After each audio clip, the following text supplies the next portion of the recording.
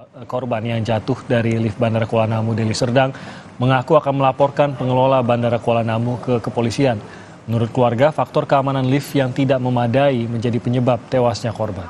Keluarga korban menyayangkan SOP Bandara Kuala Namu yang merupakan bandara berkelas internasional.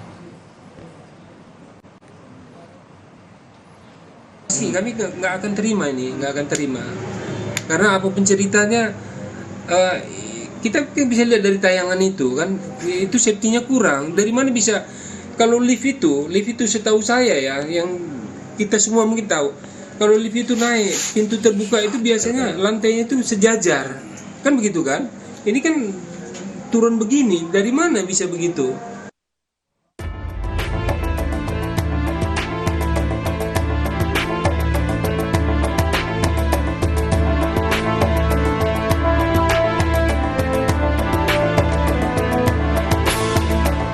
Aisyah Sinta Dewi Hasibuan ditemukan meninggal dunia di Bandara Kuala Namu, Deli Serdang, Sumatera Utara, Kamis 27 April lalu. Penemuan jasad Aisyah berawal ketika petugas Aviation Security Bandara mencium bau tak sedap di sekitar lift. Setelah melakukan pengecekan, didapati sesosok jasad berjenis kelamin perempuan berada di bawah lantai dasar lift. Atas kasus ini, keluarga korban menyesalkan penanganan petugas Bandara Kuala Namu saat keluarga meminta pencarian korban yang terjebak dalam lift. Menurut keluarga, saat peristiwa terjadi, korban sempat mengabarkan keponakannya jika dirinya terjebak dalam lift. Namun saat pengaduan dilakukan, pihak sekuriti bandara hanya melakukan pencarian di dalam lift. Keluarga mengaku saat itu rekaman CCTV tidak diberikan karena sulitnya prosedur. Dia bilang sama ponakan ini, loh ini Buci sepertinya terjebak di lift loh katanya. Oh ya di lift mana katanya, di lift mana. Terus nggak ada lagi kontak, terjebak di lift.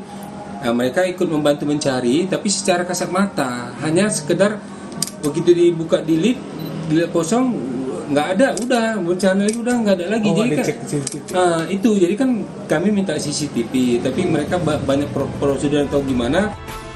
Dalam rekaman CCTV terlihat lift memiliki 2 bagian pintu. Diduga korban terjatuh saat berupaya membuka bagian pintu lift yang tidak terbuka. Saat ini polisi masih melakukan pendalaman atas tewasnya Aisyah Hasibuan yang diduga terjatuh saat berada dalam lift. Jatuh dari lift ke bawah karena ketidaktahuannya, karena ini kan liftnya ada 2 pintu. Pada saat sudah sampai dia pada lantai yang dia tuju, dia berdiri pada pintu yang ternyata yang buka di belakang. Dia panik, itu kita lihat ya di CCTV ya. Dia panik, dia paksa, dia panik, kemudian dipaksa buka, terus dia melangkah terjatuh ke bawah. Melalui rilis tertulisnya, PT Angkasa Pura Aviasi menyatakan jika pihaknya mendukung penuh proses kepolisian. Sementara audit terhadap fasilitas bandara juga telah dilakukan berkala. Tim Liputan, Kompas TV. Ya, untuk lebih jelasnya kita akan tanyakan lebih lanjut mengenai kasus ini kepada Head of Corporate Communication PT Angkasa Pura Aviasi, Pak Dedi Al-Subur. Selamat pagi, Pak Dedi. Selamat pagi, dari Kompas TV. Terima kasih Pak Dedi sudah bergabung bersama kami. Pak Dedi, ini CCTV-nya juga sudah banyak menyebar di tengah masyarakat dan ini sangat mengejutkan bagaimana ini bisa sampai kejadian dan bahkan ditemukan 3 hari setelah dari kejadiannya. Tapi kita coba dari Angkasa Pura terlebih dahulu, berdasarkan apa informasi yang sudah dikumpulkan sampai saat ini begitu. Mengapa bisa sampai kejadian sampai jatuh begitu Pak? Ada beberapa logika yang mungkin beredar di tengah masyarakat, seharusnya kan tidak ada jeda antara lift dengan tempat seseorang itu akan berpijak pada saat keluar lift. Mengapa ini bisa sampai terjatuh, sampai ke bawah, sampai bahkan tewas gitu. Mungkin Anda bisa lebih menceritakan kronologinya, posisi liftnya itu bagaimana sehingga akhirnya ini bisa menelan korban Pak Dedi. Baik, terima kasih. Pertama-tama kami dari PT Angkasa Pura Aviasi selaku pengelola Bandara Udara Kuala Namu, Bandara Internasional Kuala Namu, mengucapkan permohonan maaf yang sebesar-besarnya kepada semua masyarakat Deli Serdang dan khususnya pihak keluarga korban atas kejadian yang tidak kita inginkan. Dan oleh karena itu kami saat ini sedang berupaya untuk melakukan semua perbaikan-perbaikan baik dari sisi prosedur serta hal-hal yang terkait dengan semua fasilitas yang sedang beroperasi. Dapat kami sampaikan terkait dengan kronologi kejadian sama seperti halnya sudah disampaikan oleh Pak Kapolres, bahwa memang kejadian itu seperti yang nampak dalam rekaman CCTV, bahwa lift yang ada dalam fasilitas Bandara Udara Internasional Kuala terdapat 2 pintu, 2 sisi pintu. Dan korban pada saat itu tidak mengetahui adanya pintu sisi lain yang telah terbuka merupakan akses keluar untuk lift. Begitu sampai pada lantai yang sudah dituju, kemudian korban karena tidak melihat sisi belakang pintu yang sudah terbuka, korban berusaha untuk membuka pintu yang ada di hadapan korban. Dan ketika pintu terbuka, memang korban terjatuh karena memang ada celah di sisi lain yang memang pintu yang sedang korban buka. Celah dimaksud memang adalah celah pada sisi lift, dalam posisi yang dimaksud adalah celah dalam konstruksi lift yang memang ditujukan untuk perawatan perbaikan yang memang konstruksinya dibuat sejak awal oleh pabrikan dan konsultan perencana pada saat pembangunan Bandara Kuala Namu. Oke. Demikian, Pak. Jadi memang celah yang tempat korban jatuh ini itu memang celah yang sesuai rancangan gitu Pak ya. Bukan sedang ada perbaikan, ada pengerjaan terhadap lift ataupun ada malfungsi pada lift. Betul Pak. Jadi celah tersebut memang sejak awal ada karena konstruksi bangunan lift itu sendiri dibuat sesuai dengan desain konstruksi bangunan gedung terminal, dan celah itu dialokasikan untuk jalur evakuasi kalau terjadi sesuatu, dan untuk perawatan petugas pemeliharaan atau maintenance. Demikian, Pak. Berarti kan seharusnya pintu tidak terbuka, khususnya pintu yang di sisi korban terjatuh itu seharusnya tidak terbuka di posisi itu begitu ya Pak ya. Mengapa pintunya bisa sampai terbuka dan kalau dikatakan dipaksakan, ini kan kalau kita lihat korban itu bahkan mampu membukanya dengan satu tangan karena saat itu sedang memegang telepon genggam juga gitu. Mengapa bisa sampai terbuka gitu Pak? Ya, ini yang sedang kami mintakan kepada konfirmasi kepada pihak pabrikan. Saat ini kami sedang berusaha mengkonfirmasi kepada pabrikan lift karena selama ini memang kita belum pernah mencoba untuk membuka akses lift dari pintu yang pada saat level yang sudah dituju untuk membuka dari pintu akses lain selain daripada akses pintu yang seharusnya terbuka. Jadi belum pernah dicoba juga gitu ya Pak ya? Belum Pak. Jadi memang apabila lihat dari rekaman dan rekonstruksi, memang upaya untuk pembukaan pintu itu ternyata tidak memerlukan effort yang begitu sangat besar, tapi ada tarikan dan upaya cukup keras sedikit, itu ternyata bisa terbuka. Dan itu menurut kami memang itu yang akan kami konfirmasikan kepada pihak pabrikan yang merupakan secara teknis mengetahui secara pastinya, karena itu merupakan sistem elektronik dan hidrolik yang ada pada lift, dan hal itu yang bisa menyampaikan adalah pihak pabrikan mungkin Pak. Oke. Nah ini kan laporan dari keluarga korban ini kan langsung mengecek juga ke bandara begitu, dan bersama petugas nih menginformasikan posisi terakhir yang diketahui dan meminta beberapa hal untuk bisa mencari keberadaan dari anggota keluarga mereka ini. Pada saat pengecekan bersama keluarga korban, apakah pengecekan CCTV juga sudah dilakukan atau bagaimana, Pak? Ya, eh, sekali lagi kami juga memohon maaf pada pihak korban, pihak keluarga korban, karena pada saat pengecekan ada hal yang mungkin kurang maksimal yang kami atau petugas kami lakukan. Namun demikian, sesuai dengan yang disampaikan oleh pihak Pak Kapolres, kita sudah melakukan juga upaya-upaya, termasuk dari pihak Avian Security yang ketika itu memperoleh laporan langsung melakukan pemeriksaan secara fisik kepada area lift dan semua area fasilitas publik.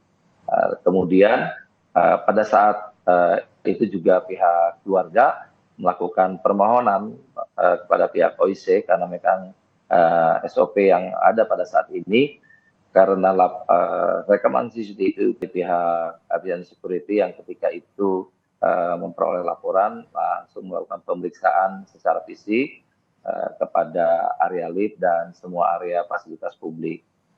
Kemudian pada saat itu juga pihak keluarga melakukan permohonan kepada pihak OIC karena memang SOP yang ada pada saat ini karena rekaman CCTV itu merupakan salah satu data rahasia, maka mekanismenya memang harus ada izin dari pejabat tertentu untuk memperoleh atau melihat rekaman CCTV, sehingga memang orang-orang atau pihak yang sangat berkepentingan sajalah yang diberikan akses, dan akses itu sudah diberikan. Kemudian pihak keluarga korban melakukan bersama tugas AFSEC itu melakukan pengecekan terhadap CCTV, dan memang pihak keluarga korban ada perwakilan pada saat itu yang melihat secara langsung semua area, mulai dari pihak keluarga beserta korban itu datang dari bandara dan kemudian melakukan aktivitas di bandar udara, sampai dengan pihak korban dan beserta keluarga kembali menuju area perparkiran. Nah, pada saat itu memang belum terlacak secara detail posisi korban di dalam CCTV. Nah, oleh karena itu setelah kami ketahui bahwa adanya korban pada tanggal 2 dan bersama petugas kepolisian dan dilakukan terutama di area lift pada CCTV pada area lift, ditemukanlah kronologi itu. Demikian, Pak. Oke. Berarti ini kan yang kita lihat CCTV-nya ini akhirnya diketahui ya lokasi maupun jam keberadaan korban maupun peristiwanya pada saat sebelum terjadi peristiwanya. Itu sebenarnya apakah rekaman CCTV ini baru bisa terdeteksi setelah diketahui ada korban tewas di area lift ini, atau sebelumnya sudah diketahui berdasarkan informasi mungkin waktu dan tempat dari keluarga, Pak Dedi?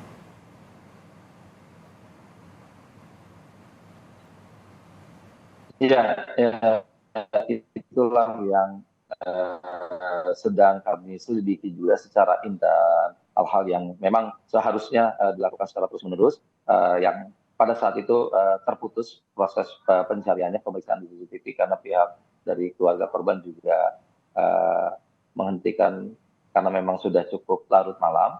Pada saat itu sekitar jam 1 dini hari lebih, gitu, korban pihak keluarga juga berusaha untuk karena sudah mungkin terlalu lelah untuk menghentikan sementara dari pencarian melalui CCTV.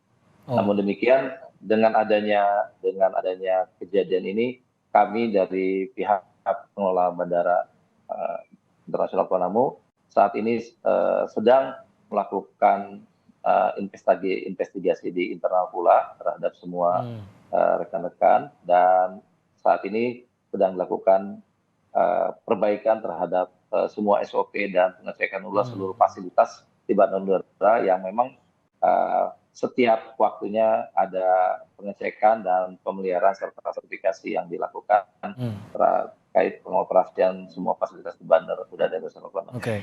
Jadi Demikian, Pak. dari saat keluarga melaporkan dan sempat mencari bersama petugas, lalu berakhir pada sekitar pukul 1 pagi ya kalau tidak salah tadi diinformasikan, akhirnya tidak menemukan. Sampai akhirnya penemuan dari jenazah sendiri, apakah ada kelanjutan pencarian yang dilakukan oleh petugas tanpa kehadiran keluarga? Termasuk juga penggalian CCTV? Iya, Pak, itu kemudian oleh petugas ada lakukan pencarian, namun pada saat itu informasi dari petugas memang tidak ada semacam gangguan rekaman pada saat menjelang, sempat dilakukan, tapi ada gangguan rekaman sehingga tidak terekod gitu, Pak. Tidak pada saat awal gitu ya, awal pelaporan setelah pihak keluarga itu kembali, pihak petugas tetap melakukan upaya tracing termasuk kepada area CCTV di dalam lift, namun terdapat gambar yang menurut petugas tidak jelas sebelum adanya, kalau dengan adanya video yang saat ini beredar bahwa korban itu terjatuh. Nah, sebelum memasuki jeda waktu yang dituju itu rekaman itu seperti tidak nampak dengan jelas dan ada gangguan. Oke. Sehingga itu pada saat pengecekan kembali ke area yang lainnya. Demikian, Pak. Oke.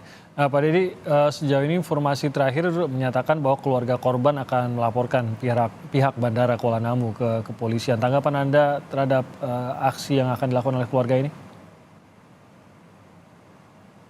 Ya, pada intinya kami sekali lagi memang sangat prihatin dan turut berduka cita atas kejadian dan musibah yang terjadi, baik yang terhadap korban maupun terhadap pihak keluarga, dan kami sampai sejauh ini berusaha untuk memberikan semua informasi dan data-data yang dibutuhkan, baik keterangan serta dokumen-dokumen dalam rangka proses penyelidikan yang dilakukan oleh pihak kepolisian, dalam hal ini Pak Kapolres Deli Serdang beserta jajarannya, sehingga kejadian ini bisa terukur dan bisa terungkap secara hukum bagaimana proses dan prosedur yang terjadi, dan kami sekali lagi juga mengucapkan permohonan maaf yang sebesar-besarnya kepada pihak keluarga korban, yang mana hal ini bisa terjadi tanpa adanya hal-hal yang memang unsur kesengajaan dari pihak pengelola bandara yang fasilitasnya dibiarkan seperti itu. Tetapi kami dengan adanya kejadian ini melakukan tindakan corrective action dan berusaha untuk memperbaiki kembali semua fasilitas, melakukan pengecekan. Ya. Oke. Baik, agak terputus suaranya Pak Dedi. Pengecekan dan Ya, baik. Baik Pak Dedi, kita tangkap tadi maksudnya agak terputus suaranya. Penyempurnaan SOP gitu, Pak. Oke, baik. Jadi halo Pak. Ya, maaf tadi agak terputus, tapi kita tangkap tadi maksudnya Pak Dedi akan ada beberapa perbaikan SOP, ini juga pasti yang diharapkan. Nanti kita akan lihat bagaimana perkembangannya maupun hasil dari penyelidikan yang akan dilakukan terkait dengan peristiwa ini. Pak Dedi Al Subur, terima kasih sudah bergabung bersama kami pada hari ini, Head of Corporate Communication dari PT Angkasa Pura Aviasi. Terima kasih dan salam sehat untuk Anda, Pak Dedi. Terima kasih, salam sehat. Saudara, kami akan kembali dengan informasi lainnya, khususnya dari Partai Persatuan Pembangunan atau P3 yang menemui PDI Perjuangan menyampaikan dukungan secara langsung kepada Ganjar Pranowo sebagai bakal